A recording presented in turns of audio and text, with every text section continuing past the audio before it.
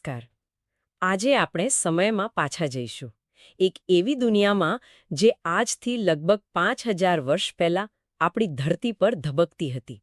આપણે વાત કરીશું ભારતની પ્રાચીનતમ સભ્યતાની, સિંધુ ખીણની સભ્યતા. જેને આપણે હડપ્પીય સભ્યતા તરીકે પણ ઓળખીએ છીએ. અને આ કોઈ રાજા મહારાજાની વાર્તા નથી. બિલકુલ નહીં. આ તો એક એવી અદ્યતન સંસ્કૃતિની ગાથા છે, જેમના નગર નિયોજન, એમની સ્વચ્છતા અને વેપારની વ્યવસ્થા આજે પણ આપણને આશ્ચર્યમાં મૂકી દે છે. અને હા, એ પણ યાદ રાખવું જરૂરી છે કે જીપીએસસી જેવી સરકારી પરીક્ષાઓ માટે આ વિષય અત્યંત મહત્વપૂર્ણ છે. એટલે આપણે પાઠ્યપુસ્તક આધારિત મુખ્ય તથ્યોને વ્યવસ્થિત રીતે સમજીશું. ચોક્કસ. આપણે એક એવા સમાજની ઊંડાણપૂર્વક વાત કરીશું, જેણે ઈંટોના મકાનો, ગટર વ્યવસ્થા અને આંતરરાષ્ટ્રીય વેપારનો પાયો હજારો વર્ષો પહેલા નાખી દીધો હતો. તો ચાલો આને વિસ્તારથી સમજીએ. મને હંમેશા એ વાતનું આશ્ચર્ય થાય છે કે આટલી વિકસિત સભ્યતા જમીનની નીચે દટાયેલી હતી અને આપણને લાંબા સમય સુધી કંઈ ખબર જ નહોતી. તો આની શરૂઆત ક્યાંથી થઈ?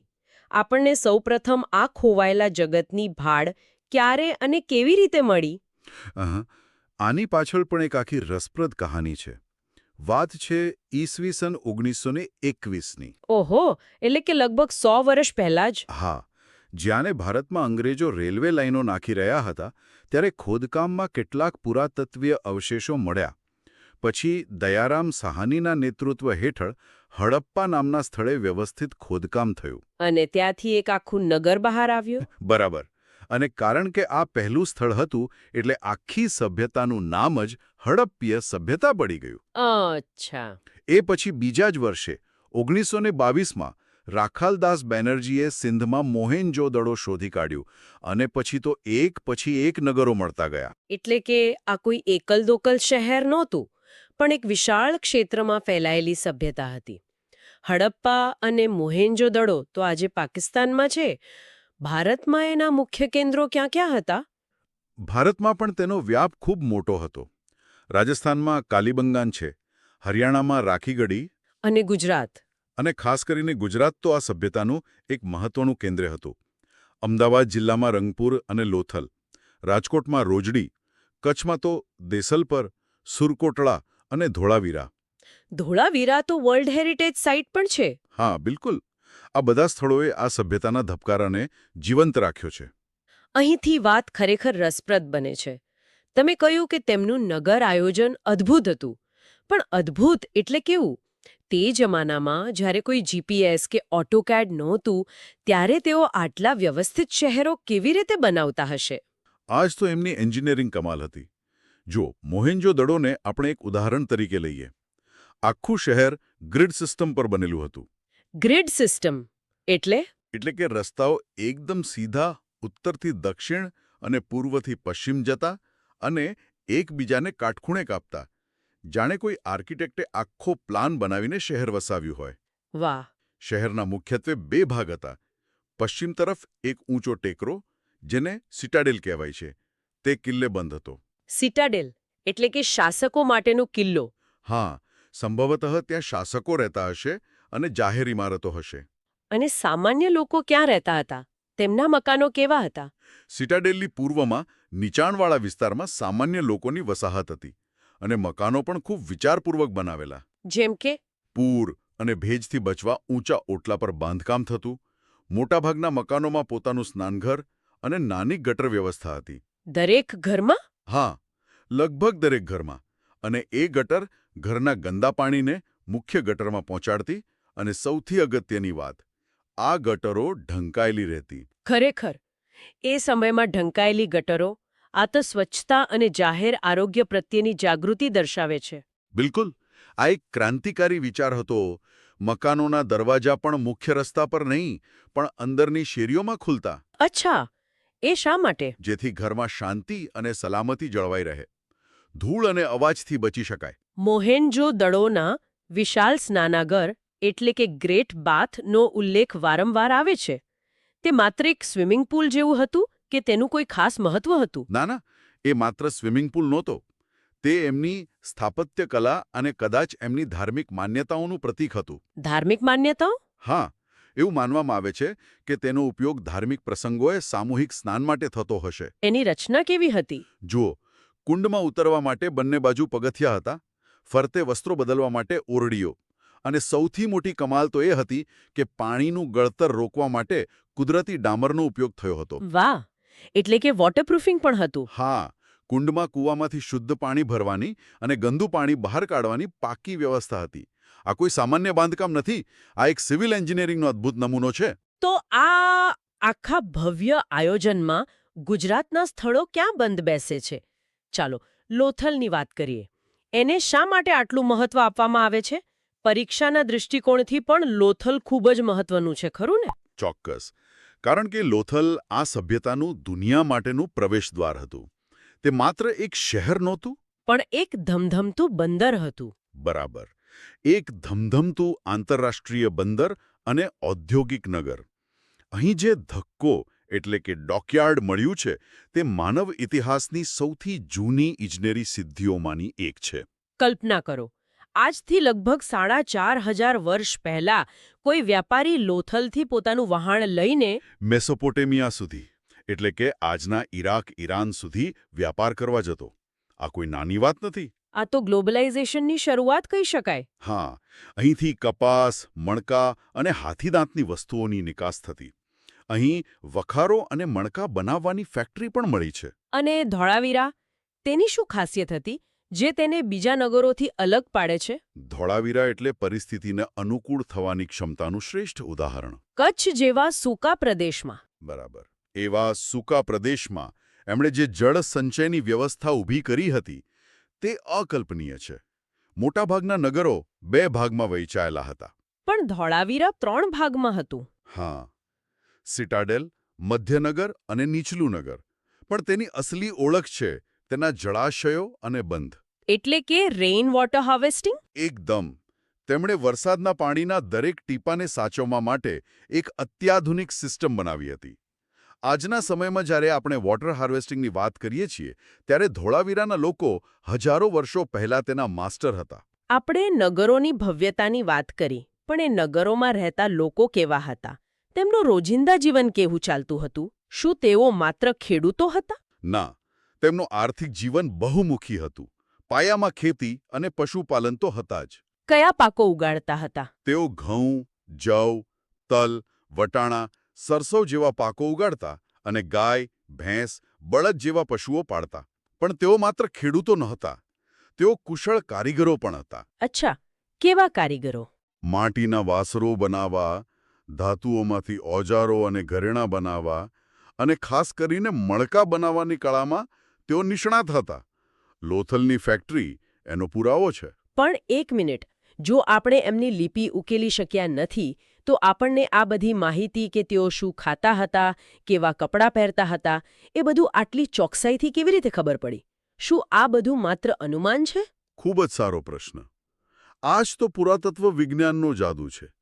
આપણે તેમની ભાષા નથી વાંચી શકતા, પણ તેઓ જે વસ્તુઓ પાછળ છોડી ગયા છે તે આપણને તેમની કહાની કહે છે. એટલે કે પુરાવાઓ બોલે છે. બિલકુલ. જ્યારે ખોદકામમાંથી દાઝેલા અનાજના દાણા મળે ત્યારે ખબર પડે કે તેઓ કયા પાક ઉગાડતા હતા.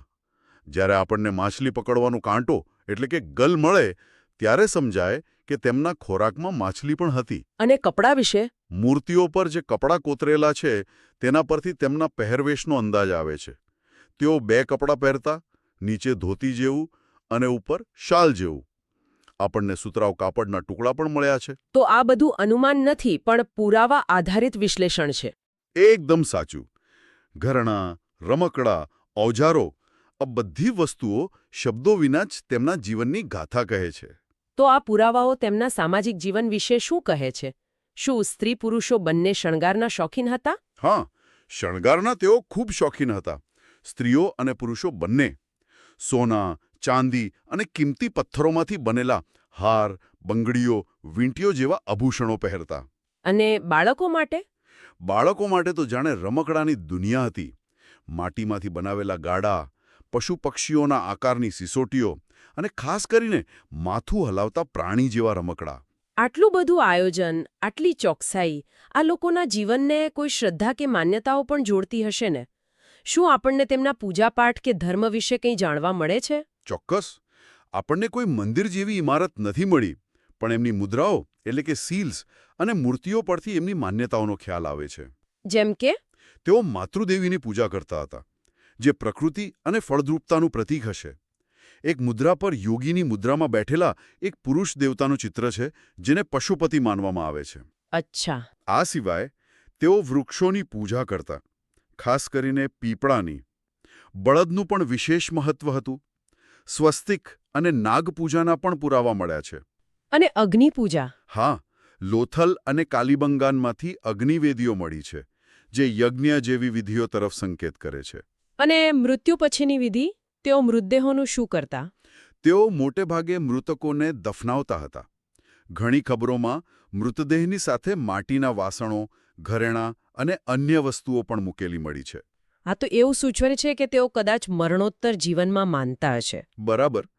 તેઓ માનતા હશે કે મૃત્યુ પછી પણ વ્યક્તિને આ વસ્તુઓની જરૂર પડશે. આટલી વ્યવસ્થિત, આટલી સમૃદ્ધ અને આટલી વિશાળ સભ્યતા અચાનક ગાયબ કેમ થઈ ગઈ? તેનો અંત કેવી રીતે આવ્યો?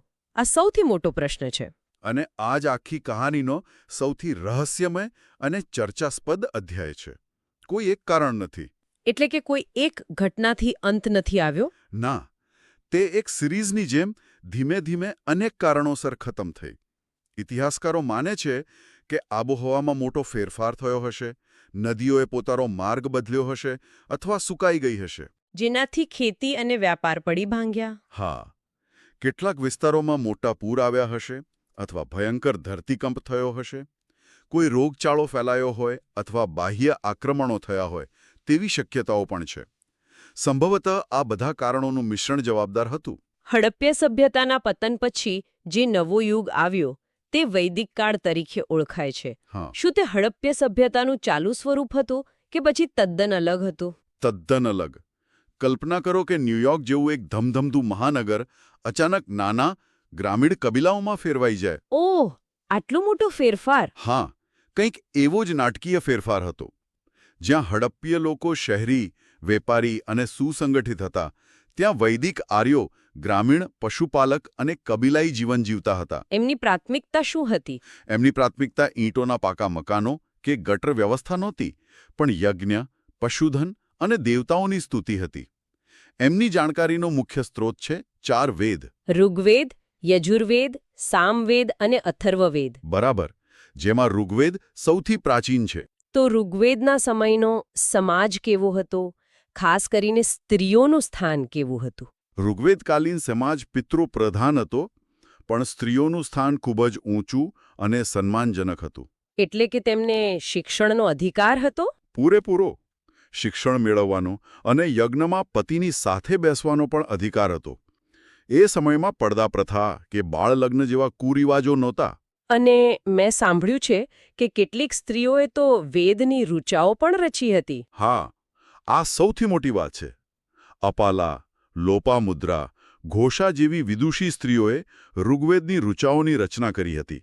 આ દર્શાવે છે કે બૌદ્ધિક ક્ષેત્રે સ્ત્રીઓને પુરુષ સમોવડી ગણવામાં આવતી હતી. તો આજે આપણે એક લાંબી પણ રસપ્રદ સફર કરી. આપણે હડપ્પીય સભ્યતાના અદ્ભુત નગર આયોજન પાછળના વિચારને સમજ્યો. લોથલ અને ધોળાવીરા જેવા સ્થળોએ કેવી રીતે એમની શક્તિ અને બુદ્ધિમત્તાને દુનિયા સમક્ષ મૂકી તે જાણ્યું. અને એ પણ સમજ્યા કે લિપિ વગર પણ પુરાતત્વ આપણને તેમના જીવન વિશે કેટલી ઊંડી માહિતી આપી શકે છે. સાથે જ આપણે વૈદિક કાળના તદ્દન વિપરીત છતાં સમૃદ્ધ સમાજની પણ એક ઝલક મેળવી. ખરેખર. અહીં રસપ્રદ વાત એ છે કે આ પ્રાચીન સભ્યતા ભલે હજારો વર્ષ પહેલાં લુપ્ત થઈ ગઈ, પણ તેના પાયાના સિદ્ધાંતો આજે પણ જીવંત છે. શહેરી આયોજન, પાળીનું મહત્વ, આંતરરાષ્ટ્રીય વેપાર.